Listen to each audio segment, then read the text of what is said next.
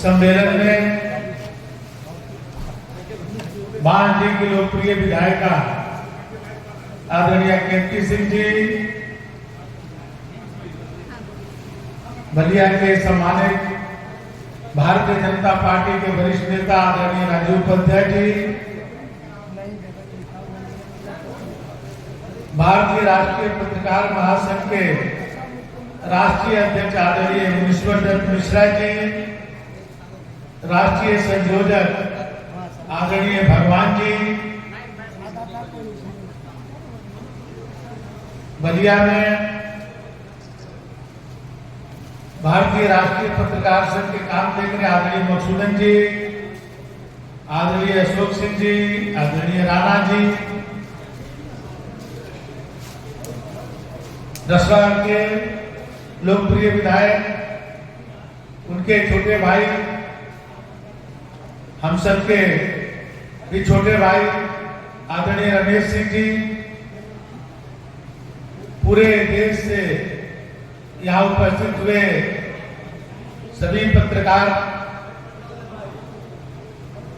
मित्रों, यहाँ उपस्थित सभी कई जगहों से आए हुए हमारे सभी विद्वान कवि, यहाँ उपस्थित सभी सम्मानित नागरिक बंधुओं, संजीव कार्य के सभी प्रबंध से जुड़े हुए सभी सदस्यगण, आज जो है भारतीय राष्ट्रीय पत्रकार महासंघ बलिया में अपना जो विशेष अधिवेशन कर रहा है, इसमें अपने पत्रकारों की सुरक्षा, उनकी सुविधा का ख्याल रखते हुए समाज में पत्रकारिता का स्तर और कितने बेहतर ढंग से हो सके, इसके बारे में भी आप लोग जो है आज चिंतन करेंगे। पत्रकारिता समाज का चौथा स्तंभ है। आप लोगों के कलम में बहुत ताकत है, चाहे वो देश की आजादी की लड़ाई हो या समय समय पर देश के व्यवस्था परिवर्तन में आप सबका विशेष योगदान रहा है। हम लोगों ने सुना है कि जब देश की आजादी की लड़ाई हो रही थी, उस समय के अंग्रेजी हुकूमत में भी जो अपनी पत्रकारिता ने जो योगदान दिया, जिसको हम सब आज भी याद करते हैं, चाहे वो दैनिक जागरण ही हो, हिंदी जगत में सबसे ज्यादा लिखने वाला अखबार है, उसके भी पूर्णचंद जी उस समय छोटे से रूप में उस पत्रकारिता शुरू किए थे। अंग्रेजों ने किस तरह से उस समय अत्याचार किया, लेकिन जनमानस में भारतीय आंदोलन को समर्थन करके देश को आजादी में उनकी महत्वपूर्ण भूमिका रही। इसी तरह से बहुत सारे देश के जो उस समय के पत्रकारों ने अपने को बलिदान करके देश को आजादी दिलाई। और एक बात, आजादी के बाद जब लोकतंत्र की हत्या हो रही थी, उस समय भी पत्रकारों की कलम चली। उस समय के जनसत्ता और उस समय के उसके मालिक गोयनका को किस तरह से प्रताड़ित किया गया, लेकिन उन्होंने उस समय कहा था कि मैं एक लोटे से अपने बिजनेस को शुरू किया था, उससे नीचे हमको कोई नहीं ले जा सकता है। और वो अपनी कलम को कभी धार को कम नहीं किए और सरकार को उनके सामने झुकना पड़ा। आपके अंदर बहुत ताकत है, लेकिन उस ताकत का उपयोग आप समाज के हित में करिए। आपका जो है पॉजिटिव सोच होना चाहिए। लेकिन आज कहीं न कहीं जो समाज के हर क्षेत्र में, चाहे वो राजनीतिक क्षेत्र हो, चाहे सामाजिक क्षेत्र हो, चाहे आर्थिक क्षेत्र हो, चाहे व्यवसायिक क्षेत्र हो, सभी समाजों में आज जो है मूल्यों को गिरावट आई है। उसी तरह से पत्रकारिता में भी कहीं न कहीं उसमें भी कहीं न कहीं दाग लग रहा है। उसको भी किस तरह से ठीक किया जाए, इसके बारे में आप चिंतन करेंगे। एक विषय आया जो लंबे समय से पत्रकारों की मान्यता के लिए जो दोबारा उसमें संशोधन नहीं हुआ। मैं आपको विश्वास दिलाता हूं, माननीय विधायिका कीर्ति सिंह जी ने भी कहा, विधायक जयप्रकाश अंचल जी ने भी कहा, मैं आप दोनों की बात और अपनी बात को मिला करके आपकी बातों को माननीय मुख्यमंत्री जी के समक्ष तक ले जाएंगे। हम कहेंगे उनसे कि लंबे समय से पत्रकारिता की मान्यता का जो संशोधन नहीं हुआ उसमें संशोधन करके जो हमारे जिला स्तर पर, तहसील स्तर पर जो पत्रकारिता करने वाले लोग हैं उनको भी किस तरह से सुविधा दिया जा सके, इसके उसमें चिंतन किया जाए और मान्यता को थोड़ा सरलीकरण किया जाए। बिना मान्यता का सुविधा देना थोड़ा कठिन है। कठिन इस बात के लेकर के है कि उसकी सीमाओं को कहां पर रोका जा सकता है, किसको ये कहा जा सकता है कि ये पत्रकार है, ये पत्रकार नहीं है।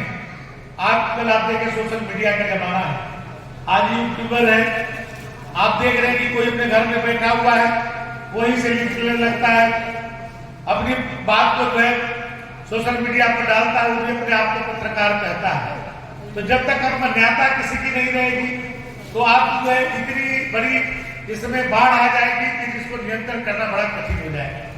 हम आपकी बात से सहमत हैं कि मान्यता का सरलीकरण होना चाहिए और इसको जिला स्तर पर, तहसील स्तर पर जो लोग कार्य करते हैं उनको उसी तरह की श्रेणी बना करके मान्यता दे देना चाहिए और उस मान्यता से जो सुविधा हो वो सुविधा भी आप सबको प्राप्त हो जाए। मैं अपने विभाग में भी, परिवहन विभाग में कोशिश करूंगा कि आप सबको यदि मान्यता में शिथिलता मिलती है तो निःशुल्क यात्रा की भी हम व्यवस्था करने की कोशिश करेंगे कि आप सबको निःशुल्क यात्रा मिले। ठीक है, जो प्रदेश के मान्यता रखते हो उनको प्रदेश भर की यात्रा सुगम हो, जो जिले स्तर की मान्यता रखते हैं उनको जिले स्तर पर उनको यात्रा दी जाए, जो तहसील स्तर पर है उनको इसी तरह से उसकी व्यवस्था में किया जाए। तो ये बहुत बड़ा सुव्यवस्थित हो जाएगा, क्योंकि आप एक समाज के अंग हैं।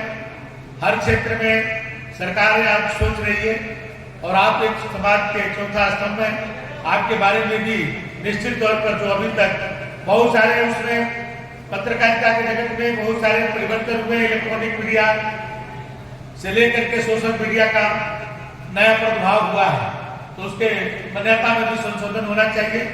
आप सब बलिया आकर के, बलिया को आप लोग चुने, कुंभ में भी आप सब वहां पर बहुत बड़ा अधिवेशन आप लोग कराए थे, उस समय भी हम लोग को आने का था, लेकिन उसी दिन और भी बहुत सारे कार्यक्रम, माननीय अमित शाह जी भी आए हुए थे, बहुत सारे कार्यक्रम थे वहां पर। हम लोग इधर से दूसरे छोर पर जाना कितना कठिन था ये आप लोगों ने स्वयं अनुभव किया।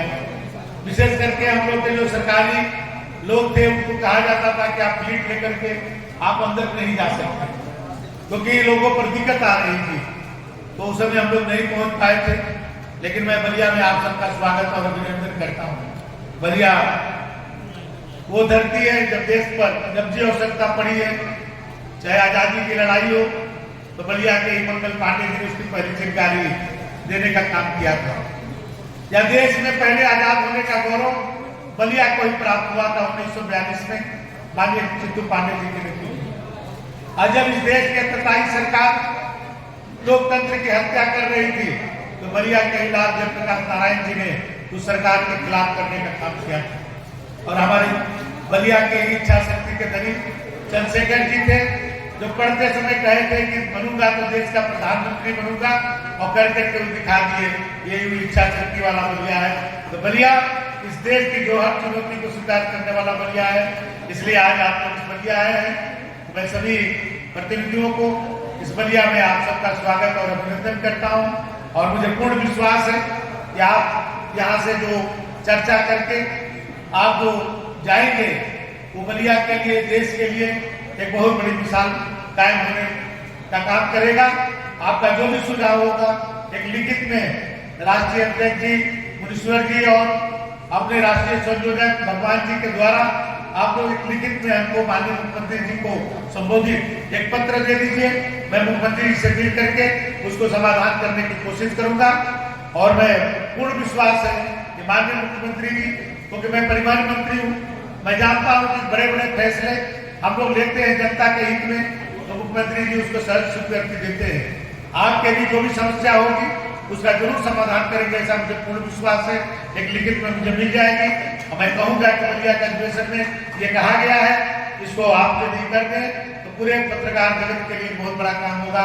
आप सबने बुला कर सम्मानित किया, हृदय से आप सबको इसके लिए धन्यवाद देता हूँ।